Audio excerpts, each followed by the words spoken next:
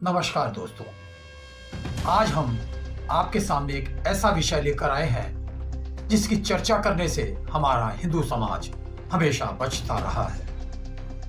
नासिक महाराष्ट्र 2026 वही शहर जिसे लोग अंगूर के बागानों और गोदावरी की भक्ति के लिए जानते हैं, पर इसी चमक धमक वाले आईटी पार्क के भीतर एक खतरनाक आईटी सेक्टर में भारत की खेल चल सबसे रहा बड़ी था। कंपनी टाटा कंसल्टेंसी सर्विसेज यानी टीसीएस, नाम तो आपने भी सुना होगा। टीसीएस के नासिक के ऑफिस में इसी तरह का एक गैंग लगभग 4 वर्षों से सक्रिय था और जिसके निशाने पर थी हिंदू लड़की। और अब टीसीएस से पहले नासिक ऑफिस में हिंदू लड़कियों का शोषण और धर्मांतरण करने वाला ये गैंग खुलेआम चल रहा था। आपको याद होगा, हमने जिम के बारे में आपको पहले खबरें दिखाई थी कि डेटा जिम नहीं, में अब ऐसा हो रहा है। बल्कि हमारी हिंदू बहन बेटियों का शिकार किया जा रहा था।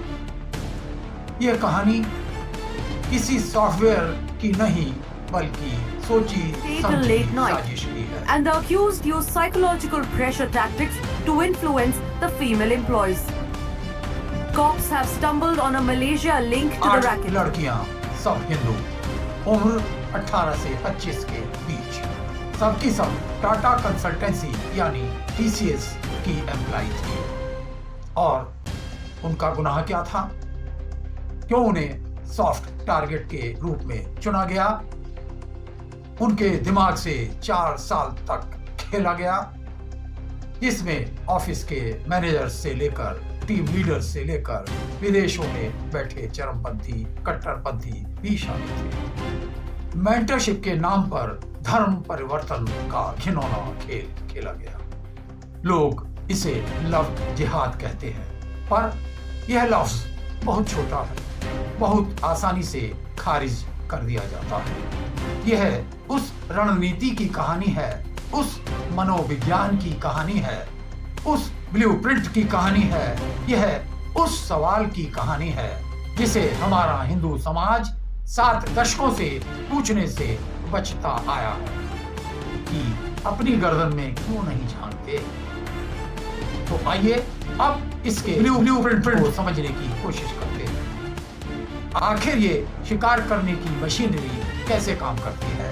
एक 12 महीने का प्रोसेस, एक 12 महीने का मकड़ जाल। इसमें एक ऐसी लड़की जो अकेली रहती हो, छोटे शहर से आई हो और जिसको धर्म के बारे में ज्यादा जानकारी ना हो, उसको आइडेंटिफाई किया जाता है। अगले 2 महीनों में उसके साथ दोस्ती करके उसका भरोसा जीता जाता है, उसका सीनियर, हमदर्द या दोस्त बनकर।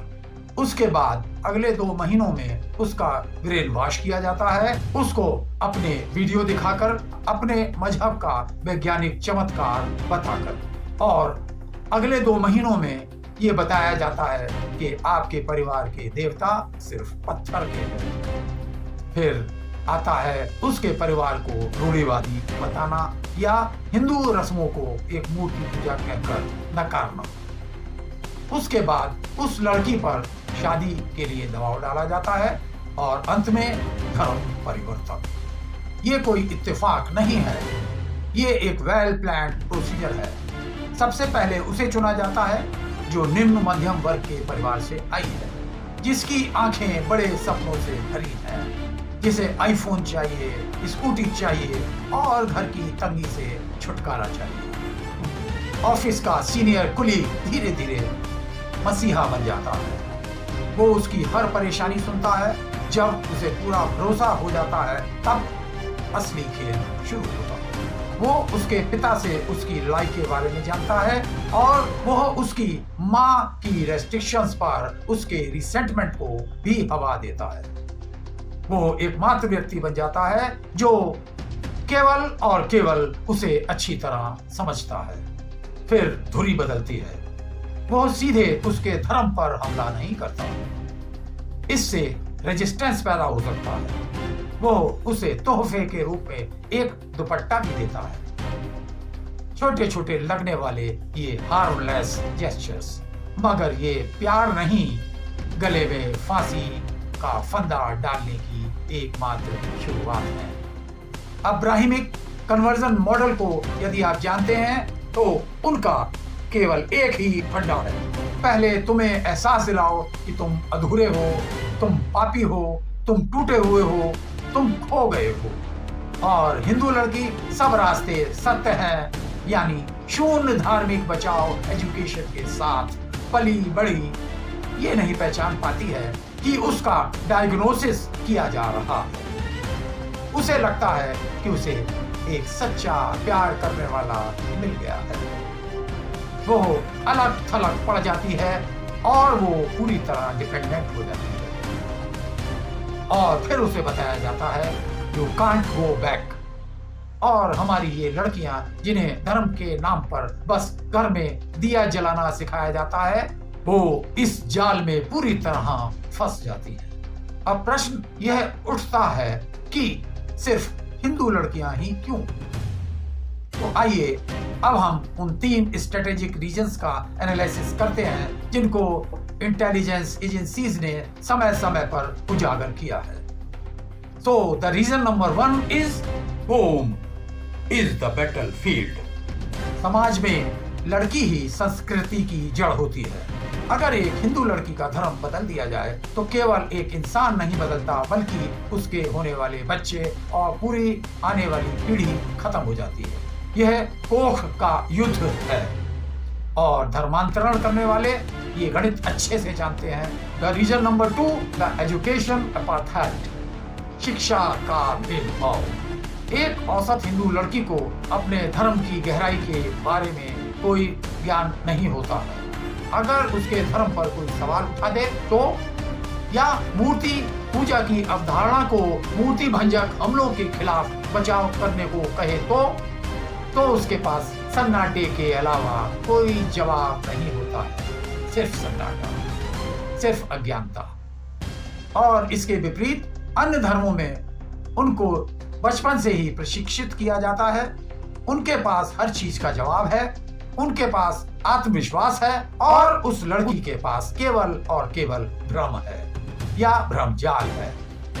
ये विषमता कोई दुर्घटना नहीं है, यह 70 वर्षों की हिंदू शैक्षिक उपेक्षा का ही मात्र परिणाम है। और reason number 3 is the tolerance trap which is the greatest weakness of Hindu dharma. हिंदू धर्म की सबसे बड़ी आध्यात्मिक ताकत सब धर्म बराबर हैं कही जाती है, जो वास्तव में इसकी सबसे बड़ी कमजोरी बन चुकी है। ऋग्वेद कहता है एकम सद्विप्रा बहुधा वदन्ति, यानी सत्य एक है, विद्वान उसे कई नामों से पुकारते हैं। यह सिद्धांत वास्तव में बहुत सुंदर और गहरा है, परंतु जब तुम एक ऐसे धर्म का सामना करते हो जो कहता है केवल मेरा मार्ग ही मोक्ष की ओर ले जाता है, तुम्हारा मार्ग अंततः नरक की ओर ले जाता है, तो तुम्हारी उदारता उस शिकारी को काटता लगने लगती है। वो तुम्हारी इसी भलाई का फायदा उठाता है। हिंदू धर्म धर्मांतरण नहीं करता, ये दरवाजे नहीं खटखटाता है, लेकिन इस एक तरफा निरस्त्रीकरण को बदले में कभी पारस्परिकता नहीं मिली है, इसे सदैव शोषण ही मिला है। तो आइए अब हम उस अध्याय पर आते हैं जिसकी चर्चा कोई नहीं करना चाहता है, कोई उसके बारे में नहीं सुनना चाहता है। शिकारी तो दोषी हैं ही, उन्हें जेल भी होनी चाहिए, लेकिन हमें इस बारे में भी बहुत गहराई से चिंतन करना होगा कि हमारा शिकार इतना आसान क्यों है। कड़वा सच ये है कि हमने अपने बच्चों को संस्कार नहीं, सिर्फ स्कूल की फीस दी है। हमने उन्हें सोशल मीडिया के भरोसे छोड़ दिया है। हिंदू माता पिता ने अपने बच्चों की आध्यात्मिक और भावनात्मक शिक्षा को एक धर्मनिरपेक्ष व्यवस्था को सौंप दिया है, जो आत्मिक उत्थान के बारे में कुछ नहीं सिखाती है, और सोशल मीडिया उन्हें हमेशा इनसिक्योरिटी के बारे में सब कुछ सिखाता है।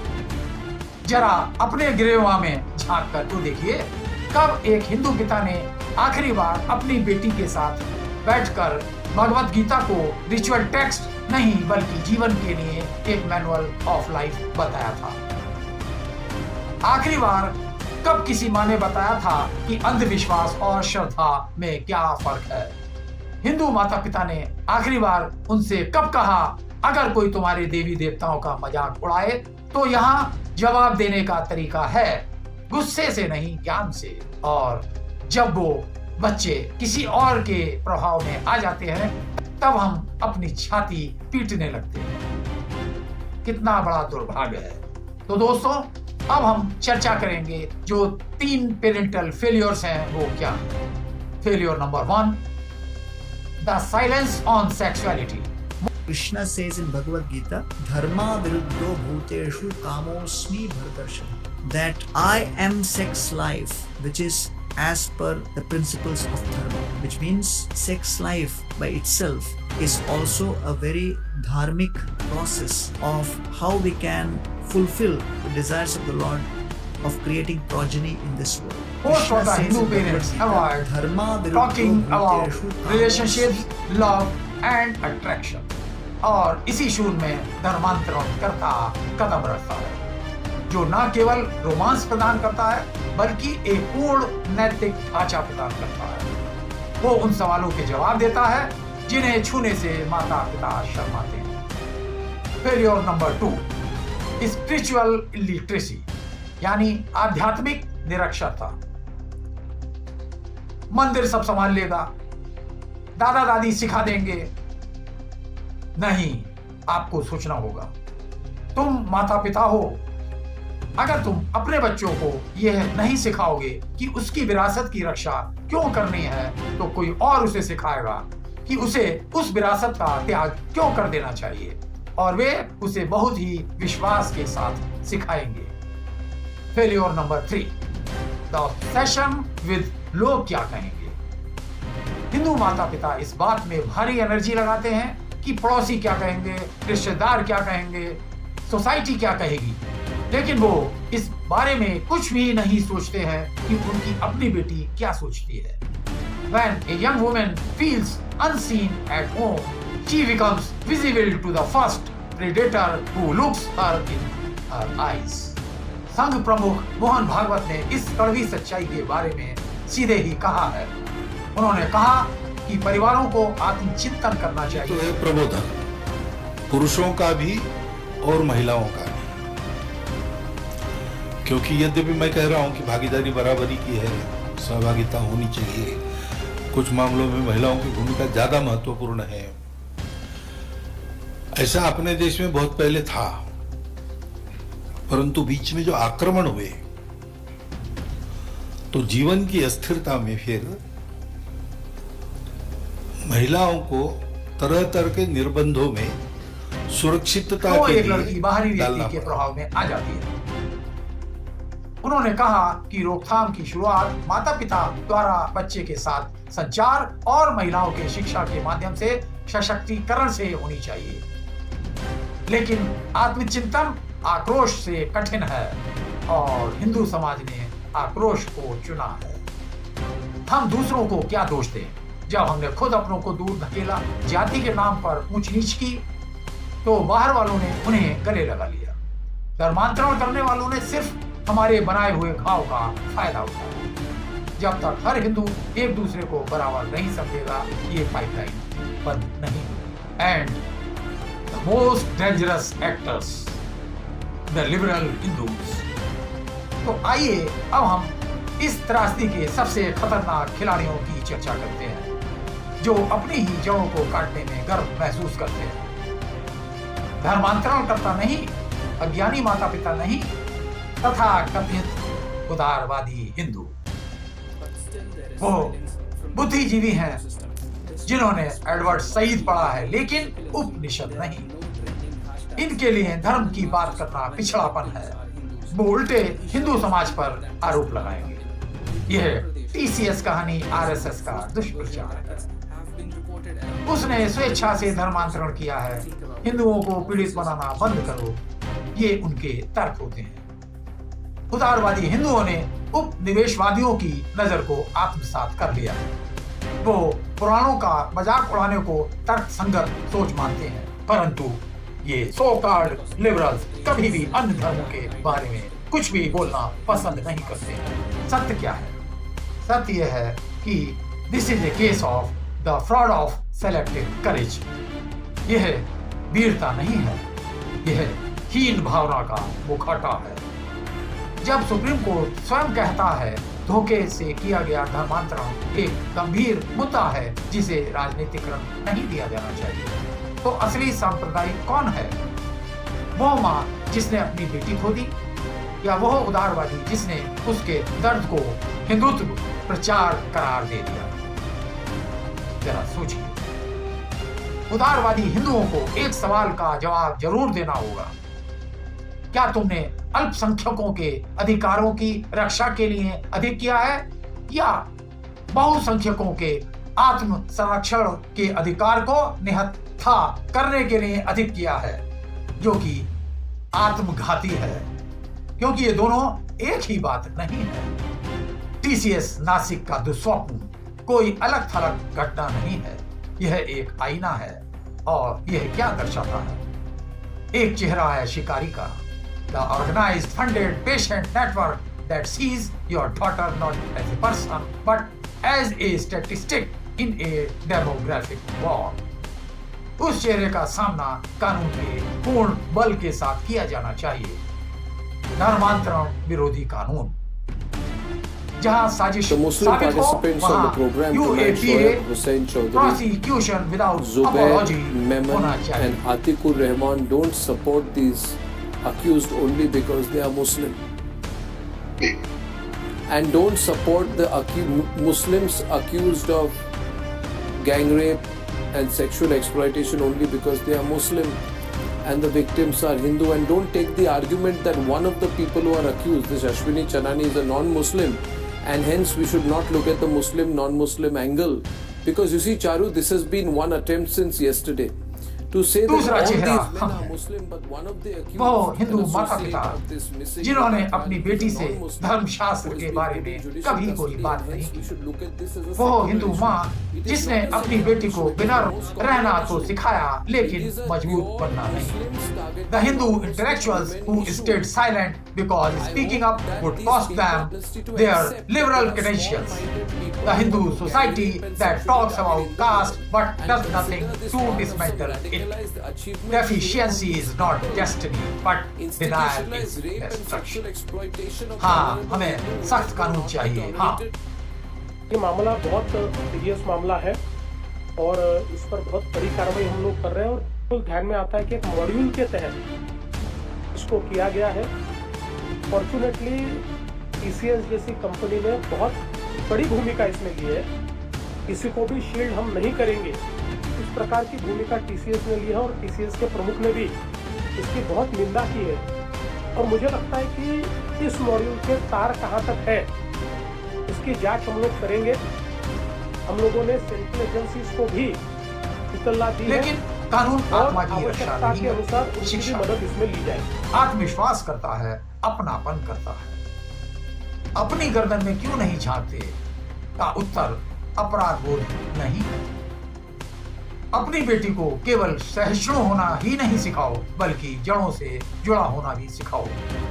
अपने बेटी को केवल आधुनिक होना ही नहीं सिखाओ, बल्कि ज्ञानी होना भी सिखाओ।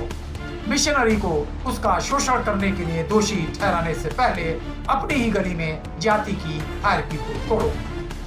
और लिबरल हिंदूज के लिए, जिस जुनून से तुम दूसरों की रक्षा करते हो, उसी जुनून से अपनी विरासत की रक्षा करने का साहस ढूंढो। सहिष्णुता एक गुण है, लेकिन सतर्कता के बिना गुण दोष बन जाता है।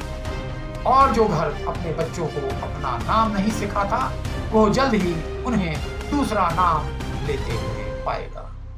सोचिए, आत्मचिंतन करिए, यही समय है, वरना बहुत बहुत पछताना पड़ेगा।